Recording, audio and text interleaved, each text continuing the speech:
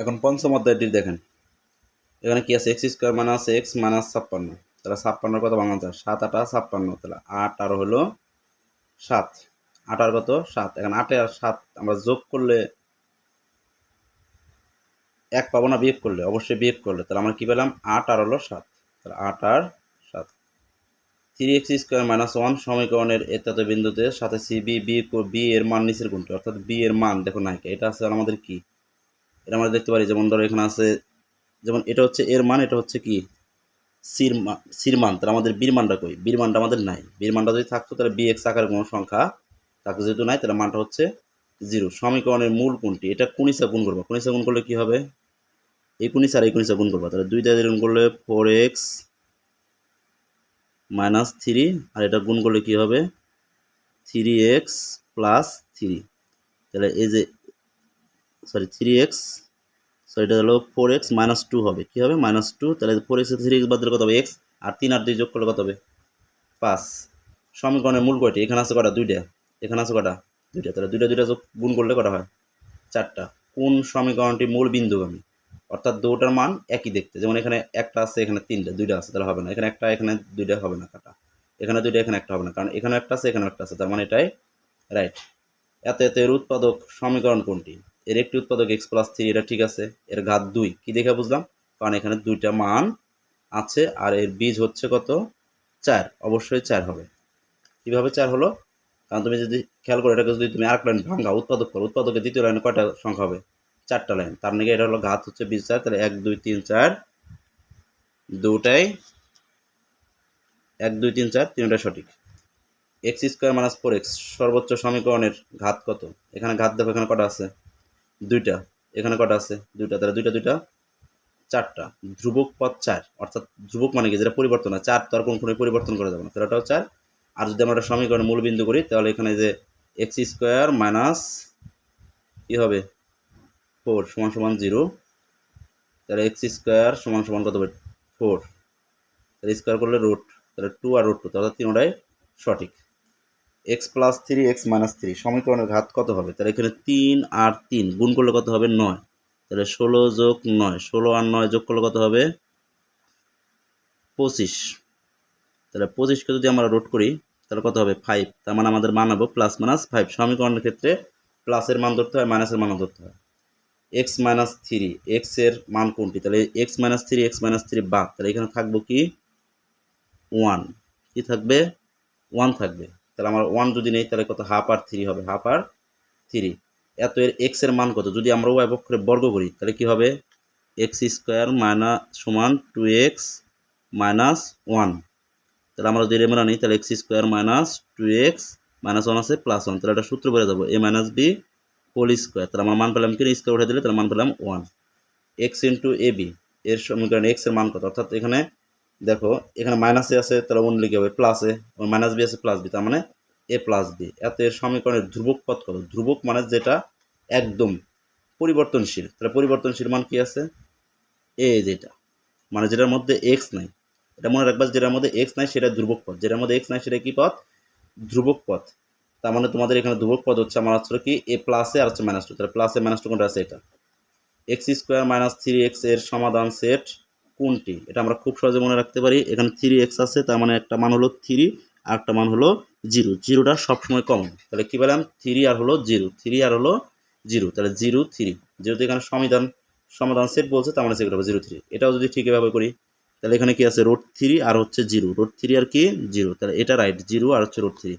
Y square minus 9, তাহলে আমরা এখানে কি পেলাম? 9। 9 যদি আমরা স্কোয়ার করি তাহলে 9 পাবো, আর কি পাবো? 0। তাহলে 3টা নৈর্ব্যক্তিক একই, শুধু যে সংখ্যাটা থাকবো তার সাথে 0 করবো, তাহলে 9 0। এটা আমরা করতে পারি, যেমন 7 7 7 7 কত হয়? 7 আর 7 গুণ করলে কত হয়? 49।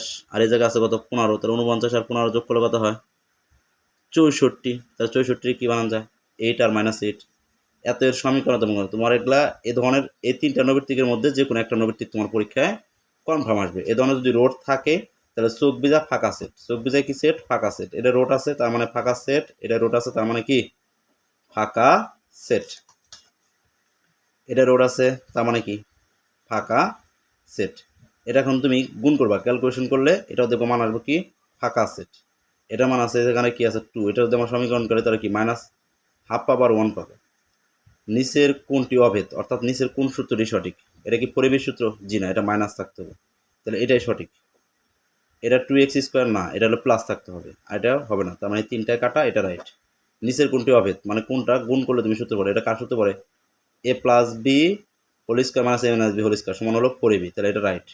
কারণ এ হল তোমার সূত্র হলো 4, এ হলো x, বি হলো 1, তাহলে কি হয় 4x, তার মানে এটা সঠিক। নিচের কোনটি অভেদ, অর্থাৎ কোন মান কোনটা একটা সূত্র কোনটা সঠিক আছে, যেমন এখানে কোনো অভেদ, কোনো সমান সমান নাই, তার মানে এটা কাটা, এনে সমান সমান নাই, এনে কাটা, এটা দেখো সমান সমান আছে, তার মানে এটা একটা সূত্রটা সঠিক। কিন্তু এই এ প্লাস বি হোল স্কোয়ার সমান এ প্লাস বি হোল স্কোয়ার সূত্রটা ভুল, তার মানে এটা ক নাম্বারটা রাইট। অভেদের ক্ষেত্রে সকল বীজগণিত সূত্রই অভেদ, এটা ঠিক আছে। সকল অভেদই সমীকরণ, এটাও ঠিক আছে। সকল সমীকরণে অভেদ না, তাহলে এটা কাটা, তাহলে 1 আর 2 রাইট। এত এত এর মান কত, তাহলে একটি অভেদ, কারণ এখানে মাঝখানে সমান সমান আছে, অভেদ। এটা একটা সমীকরণ, যেহেতু মাঝখানে সমান সমান একটা সমীকরণ, এক্স এর সকল মানের জন্য সিদ্ধ হয়, অর্থাৎ এটা যদি আমরা বর্গ করি তাহলে কি হবে, x² minus 2ab plus b²। দেখো এই জিনিসটা যদি তুমি বর্গ করো তাহলে কত হবে, x² 3 দুগুণে 6, 6x প্লাস 9, তাহলে এটা সঠিক, তার মানে সঠিক।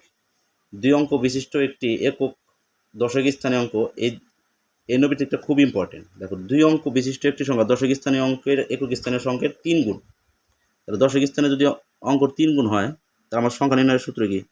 সূত্র হলো একক গুণন 1 আর দশক গুণন হচ্ছে 10, তাহলে একক স্থানীয় অঙ্ক আমার কি পি গুণন 1 আর দশক স্থানীয় অঙ্ক আমার কি, যেহেতু এখানে 3 গুণ বলছে তাহলে হলো 30p, সরি 3p, তাহলে পি 3 আর 10 যোগ করলে কত হয়, 3 10কে 30, 30p, তাহলে 30p আর 1p যোগ করলে 31p। এটাও 2 অঙ্ক বিশিষ্ট এক সংখ্যা দশক স্থানীয় অঙ্ক একক স্থানীয় অঙ্কের 3 গুণ, কয় গুণ? 3 গুণ। তাহলে একক স্থানের সূত্র কি, তাহলে একক অঙ্ক কি আমার x গুণন 1 আর দশক স্থানীয় মানে হলো 10, আর দশক স্থানীয় অঙ্ক কয় গুণ বলছে, 3 গুণ, তাহলে 30, তাহলে x যোগ 3 10 কত হয় 30, তাহলে 30 আর x আর 31 যোগ করলে 31। অঙ্ক দ্বয় স্থান বিনিময় করলে যে সংখ্যাটি পাওয়া যাবে, অর্থাৎ আমি যদি এইটা এমন নেই তাহলে আমরা কত পাবো 3x। এটা যদি 1 এর জায়গায় যদি আমরা এখানে x এর জায়গায় যদি আমরা 3x বসাই তাহলে আমাদের পাবো 3x, আর এই জায়গায় আছে 10, তাহলে 3 আর 10 কত হয় 13x। কত x? 13x। একটা আয়তাকার বাগানের দৈর্ঘ্য প্রস্থ অপেক্ষা 15 মিটার বেশি, তাহলে বাগানটির দৈর্ঘ্য কত? তাহলে আমরা দেখবো যে কোন 150 আছে, পরিসীমার সূত্র কি 2 ইন্টু দৈর্ঘ্য প্লাস প্রস্থ, 2 ইন্টু দৈর্ঘ্য প্লাস প্রস্থ, তাহলে এখন 2 দিয়ে যদি 150 ভাগ করি 75, কত হবে 75। 75 থেকে যদি আমরা বাদ দিই 75, তাহলে 2 ইন্টু ভাগ করলে আমাদের কত হবে 150 মধ্যে কত 75। এখন 75 থেকে যদি আমরা 15 মিটার বেশি বলছে, তাহলে 75 থেকে 15 আমরা 30 বিয়োগ করবো, যেহেতু অপেক্ষা 15, 30 বিয়োগ করলে কত হবে 45, আর আমাদের প্রস্থ মান কত 30, তাহলে 45 আর 30, তাহলে আমরা দৈর্ঘ্য পেলাম কত 45। বাগানটির ক্ষেত্রে বল কত, 45 আর 30 গুণ করলে কত হবে 1350, 1350।